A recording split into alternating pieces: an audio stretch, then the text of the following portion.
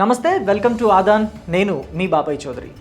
ఈరోజు మనం జగన్మోహన్ రెడ్డి ఓటమికి గల కారణాల గురించి మాట్లాడుకుందాం. అదేంటి, ఇప్పటికే చాలామంది ఎలక్షన్ అయిపోయిన దగ్గర నుంచి, అలాగే జూన్ 4 దగ్గర నుంచి, అంటే రిజల్ట్స్ వచ్చిన దగ్గర నుంచి చాలామంది చాలా రకాలుగా చెప్పారు కదా, ఈ ఓటమికి గురించి వివరాలు అన్నీ చెప్పేశారు కదా, ఇక కొత్తగా ఏం చెప్తారని అనుకుంటున్నారా? అయితే ఒకసారి ఈ వీడియో చూడండి. మీకు ఇంకా ఏమైనా కొత్తగా ఓటమికి గల కారణాలు మీరు ఐడెంటిఫై చేస్తే కామెంట్ రూపంలో చెప్పండి.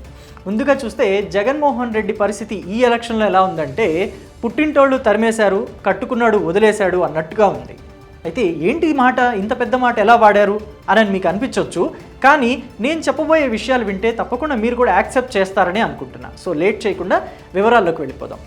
జగన్మోహన్ రెడ్డి మొదటి నుంచి కూడా క్రిస్టియన్ ఓటింగ్ ఎక్కువగా తనకి అనుకూలంగా ఉండేది. అయితే 2024 ఎన్నికలకు వచ్చేసరికి మాత్రం క్రిస్టియన్ ఓటింగ్ దూరమైందని చెప్పొచ్చు. ఎందుకని అంటే 2019లో జగన్మోహన్ రెడ్డి హిందువులను దగ్గర చేసుకునేందుకు శారదా పీఠాధిపతి స్వరూపానందేంద్ర సరస్వతి దగ్గరకు వెళ్ళడం, రెగ్యులర్గా ఏవో ఒక పూజలు చేయటం, జంజాలు వేసుకోవటం, హోమాలు చేయటం, ఇవన్నీ చేశారు.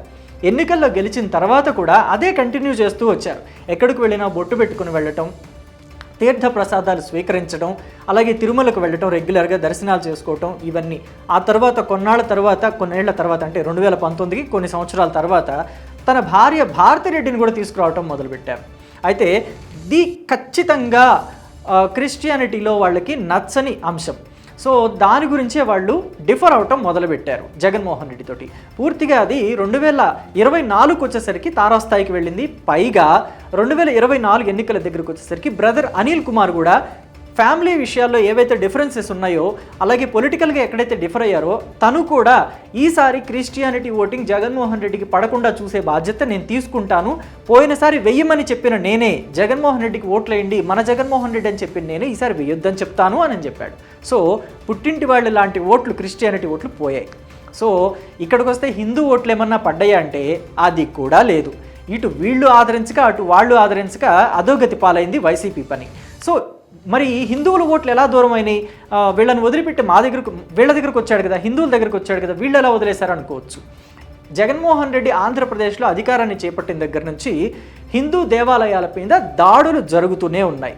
రథాలు తగలబెట్టడం కానీ, ఆంజనేయ స్వామి విగ్రహానికి చేతులు కాళ్ళు ఇట్లాగా విరగొట్టడం కానీ, లేకపోతే దుర్గమ్మ గుడిలో వెండి సింహాలు మాయమవటం కానీ ఇలా జరిగాయి. జరిగినప్పుడు ఏమైనా వీటి గురించి ఎంక్వైరీ వేస్తాము, వీటి గురించి వివరాలు కనుక్కుంటాము, నేరానికి పాల్పడిన నిందితులని కఠినంగా శిక్షిస్తాము, హిందూ ధర్మాన్ని పరిరక్షిస్తామని ఏమైనా జగన్మోహన్ రెడ్డి గారు చెప్పారా అంటే ఆయన దాని గురించి పెదవి విప్పిన పాపాన పోలా. పైగా మంత్రులు ఎవరైతే ఉన్నారో, కొడాలి నాని లాంటి వాళ్ళు, ఆంజనేయ స్వామికి కాళ్ళు చేతులు విరిగితే ఏమైంది, ఆయనకి ఏమైనా నష్టమా? దుర్గమ్మ గుళ్ళో వెండి సింహాలు పోయినాయి, ఎంత అవుతుంది, కొన్ని లక్షలు అవుతాయి, తిరిగి సంపాదించుకోలేరా, పెట్టుకోలేరా వెండి సింహాలు మళ్ళీ అని చెప్పేసి ఆయన స్టైల్లో ఆయన వివరణ ఇచ్చుకుంటా వచ్చారు. సో మొత్తానికి తీవ్రంగా వైఎస్ జగన్మోహన్ రెడ్డి, ఆయన మంత్రులు, మాజీ మంత్రులే వైసీపీకి తీవ్రమైన భారీ స్థాయి నష్టం చేశారన్నది మాత్రం స్పష్టంగా అర్థమవుతుంది. ఇక చూస్తే రెండవది, ఇది ఒకటే కాదు, ఇంకా చాలా ఉన్నాయి, ముఖ్యమైనవి మాత్రం మనం చెప్పుకుందాం. దీంట్లో రెండవది ఏంటంటే క్లాస్ ఓటింగ్. అంటే ఈ ఎన్నికలు 2024 ఎన్నికలు ఏవైతే ఉన్నాయో అవి లో క్లాస్ పీపుల్కి, అంటే పేదవాళ్ళకి, ధనిక వర్గానికి జరిగే యుద్ధం అని చెప్పేసి జగన్మోహన్ రెడ్డి గారు నొక్కి వక్కాణించారు. కానీ పేద వర్గాలు ఎక్కడ దాన్ని తీసుకున్న దాఖలాలు అయితే అస్సలు కనిపించలేదని చెప్పొచ్చు. ఎందుకని అంటే ఒక్క నిమిషం చూడండి, ఎక్కడ పడితే ఎక్కడ జగన్మోహన్ రెడ్డి గారు 2014 నుంచి 2019 లోపు ఎక్కడికి వెళ్ళినా కానీ పేద ప్రజలతో ఇంటరాక్ట్ అవుతూ ఉండేవాళ్ళు. 2019లో జగన్మోహన్ రెడ్డి సీఎం అయ్యాక మాత్రం వాళ్ళని కలవటం ఆపేశారు. కంప్లీట్గా తాడేపల్లి ప్యాలెస్కే పరిమితం అయిపోయారు. పైగా ఆయన విలాసవంతమైన కార్లు, ఆయన విలాసవంతమైన తాడేపల్లి ప్యాలెసు, ఇవన్నీ చూస్తూ కూడా ఆయన, ఇక మంత్రి రోజా గారు అయితే ఆయన ఫుడ్ స్టైల్ గురించి కూడా ఒక సందర్భంలో చెప్పారు. లీటర్ పాలలో అల్లం వేసో బెల్లం వేసో ఏదో చేసి మరగబెట్టి బాగా ఇంత పాలు అయిపోయిన తర్వాత తాగుతారు, ఆయన డైట్ గురించి చాలా జాగ్రత్తలు తీసుకుంటారని. రాజశేఖర రెడ్డి గారు చూస్తే బియ్యం ధరలు పెరిగిపోయి నేను అప్పట్లో తెలుగుదేశం పార్టీ గగ్గోలు పెడితే నేను కూడా ఇంట్లో దొడ్డు బియ్యం వండమని చెప్పాను మా ఇంట్లో అని చెప్పేసి ఆయన స్టేట్మెంట్ ఇచ్చిన రోజులు మనం గుర్తు చేసుకోవచ్చు.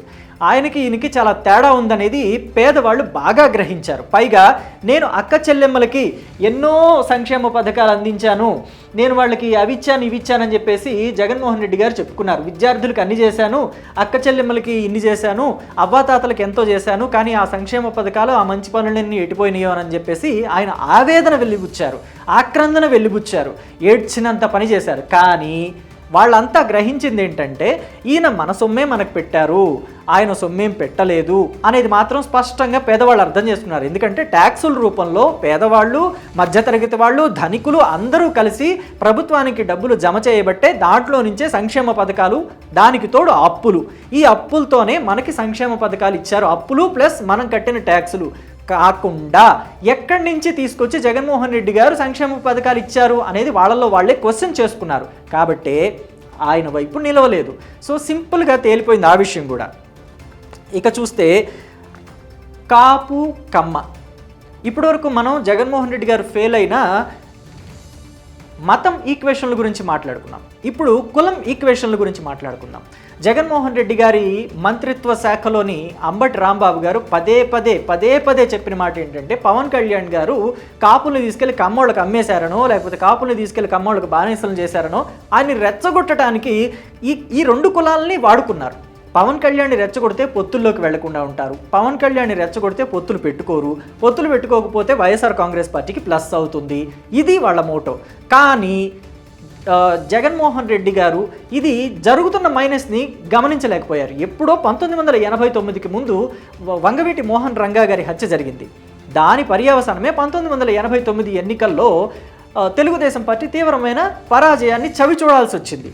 అది అయిపోయింది అప్పుడు. కానీ ఇప్పుడు మళ్ళీ 1989 ఎక్కడ, 2024 ఎక్కడ? దానికి దీనికి సంబంధం లేకుండా మళ్ళీ రంగా గారి హత్యని తీసుకొచ్చి ఇక్కడ పులమాలని చూస్తే అప్పుడే కాంగ్రెస్ పార్టీలో ఉన్న నేతలు రంగా గారి హత్యని, రెండు వర్గాల మధ్య హత్యని రెండు కులాలకు ఆపాదించి చాలా పెద్ద తప్పే చేశారు. చాలా పెద్ద రణరంగమే జరిగింది అప్పుడు. కానీ తీరా చూస్తే ఇప్పుడు మళ్ళీ అదే రంగా గారి హత్యను తీసుకొచ్చి ఇక్కడ చూపెట్టాలని చూశారు. కానీ అది ఫెయిల్ అయింది, మిస్ఫైర్ అయింది. మొత్తానికి చూస్తే జగన్మోహన్ రెడ్డి గారు ఈ కులాల విషయంలో కూడా తప్పటడుగు వేసినట్టు అర్థమైపోయింది.